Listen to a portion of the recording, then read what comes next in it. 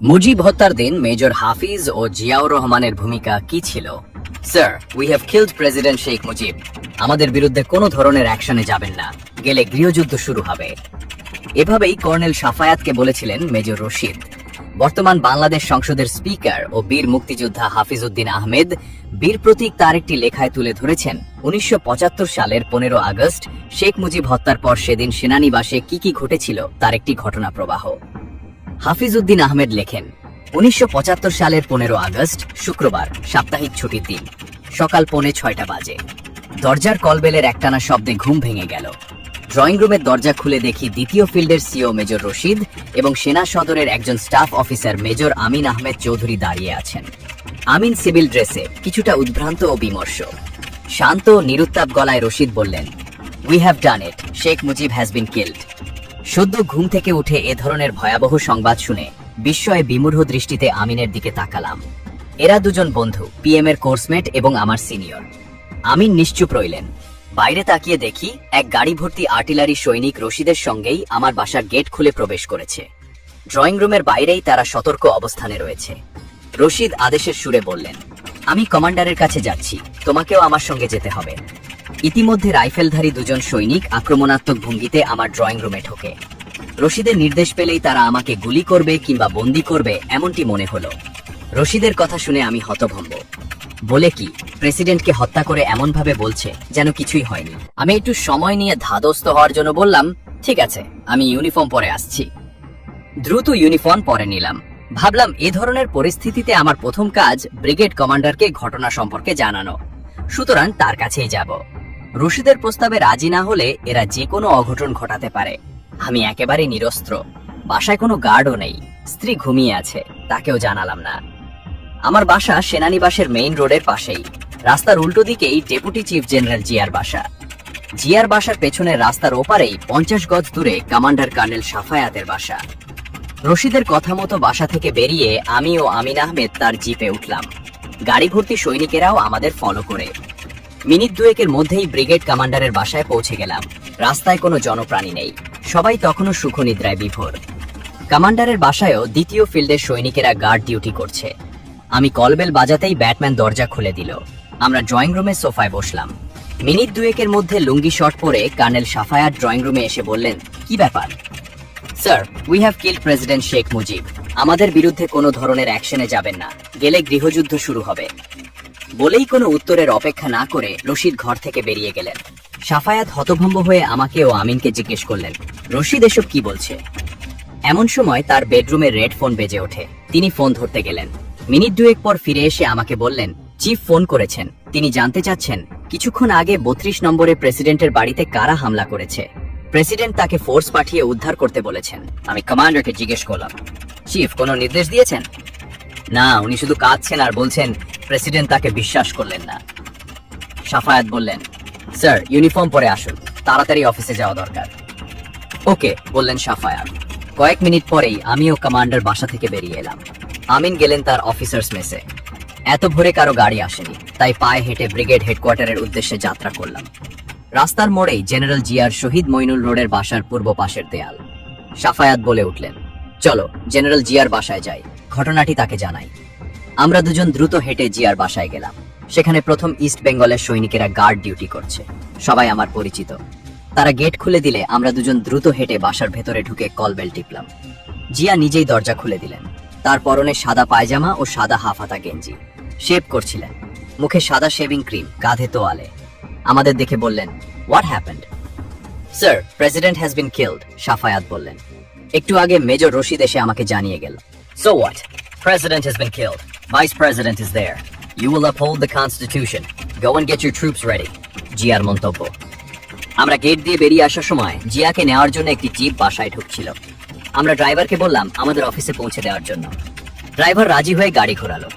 জিপে উঠে আমি কমান্ডারকে পরামর্শ দিলাম, অরক্ষিত ব্রিগেড হেডকোয়ার্টারে না গিয়ে প্রথমে ইস্ট বেঙ্গলের সৈনিকদের সঙ্গে থাকাই আমাদের জন্য শ্রেয়। আমার বিবেচনায় এই ইউনিট আমাদের জন্য সবচেয়ে নিরাপদ স্থান। কমান্ডার রাজি হলেন। আমরা ব্রিগেড হেডকোয়ার্টারের ২০০ গজ দূরে প্রথম ইস্ট বেঙ্গলের অফিস এলাকায় ঢুকে জিয়ার গাড়িটি ছেড়ে দিই। আসার পথে প্রধান সড়কে দেখা হলো আমার স্ত্রীর বড় ভাই মেজর ইকবালের সঙ্গে। তিনি ব্যক্তিগত ভক্সওয়াগন গাড়ি চালিয়ে আমার বাসার দিকে আসছিলেন। তিনিও আমাদের সঙ্গী হলেন। ইকবাল প্রথম ইস্ট বেঙ্গলের চার্লি কোম্পানির কমান্ডার। প্রথম ইস্ট বেঙ্গলে যাওয়ার জন্য মেইন রোড থেকে বাঁদিকে মোড় নিয়ে এয়ারফোর্স হ্যাঙ্গারের সামনে আসতেই দেখতে পেলাম একটি ট্যাঙ্ক দাঁড়িয়ে রয়েছে। ট্যাঙ্কের টারেটে বসে আছেন মেজর ফারুক রহমান, প্রথম বেঙ্গল ল্যান্সার্সের উপ অধিনায়ক। পরনে কালো ইউনিফর্ম, মাথায় কালো হেডগিয়ার। ট্যাঙ্কের মেইন গানের মুখ প্রধান সড়কের দিকে। 46তম ব্রিগেডের ঢাকায় অবস্থিত 3টি পদাতিক ব্যাটালিয়নের 2টি, প্রথম ইস্ট বেঙ্গল ও চতুর্থ ইস্ট বেঙ্গল পাশাপাশি রয়েছে।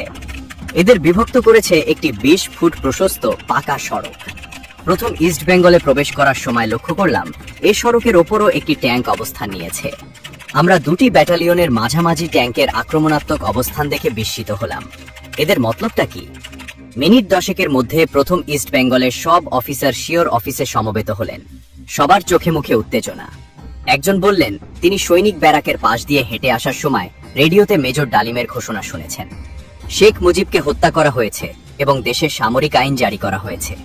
কমান্ডার জিজ্ঞাসা করলেন সৈনিকদের প্রতিক্রিয়া কি? তারা উল্লাসধ্বনি দিচ্ছে, আনন্দ প্রকাশ করছে। অফিসারের সংক্ষিপ্ত জবাব। কমান্ডারের নির্দেশ মোতাবেক আমি 46 ব্রিগেডের সব ইউনিটকে স্ট্যান্ড টু অবস্থানে থাকার নির্দেশ জারি করি। অফিস কক্ষে তুমুল উত্তেজনা। মিনিটে মিনিটে টেলিফোন আসছে। কারো বিস্ময়ের ঘোর তখনও কাটেনি। নিস্তরঙ্গ জীবনযাত্রায় এত বড় প্রলয়ঙ্করী ঘটনা। সিনিয়র অফিসাররা কেউ কিছু জানে না। দেশের রাষ্ট্রপতি নিহত। ব্রিগেডিয়ার অফিসার্স মেসে আর্টিলারির কয়েকজন অফিসার বসবাস করে। সবাই বলাবলি করছে গত রাতে নাইট ট্রেনিং ছিল। দ্বিতীয় ফিল্ডের অফিসাররা সকাল নাগাদ ফিরে আসেনি। প্রথম ইস্ট বেঙ্গলের সিও মেজর মতিউর, কমান্ডার ও আমি বারান্দায় দাঁড়িয়ে কথা বলছি। হঠাৎ কাঁচ ভাঙার শব্দ শুনলাম। পেছনে তাকিয়ে দেখি একজন লেফটেন্যান্ট শিওর অফিসের দেয়াল থেকে রাষ্ট্রপতি মুজিবুর রহমানের ছবি নামিয়ে সবার সামনেই আছাড় মেরে সশব্দে ভেঙে ফেলেছে। কাচের টুকরো বারান্দায় ছিটকে পড়ে। সবাই তাকিয়ে দেখছে।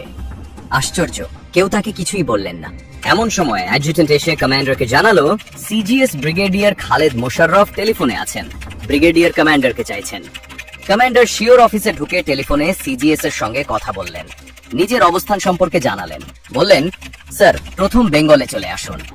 মিনিট 15 পর সকাল 7:30 নাগাদ সিজিএস খালেদ প্রথম বেঙ্গলে এসে সিও রুমে ঢুকলেন।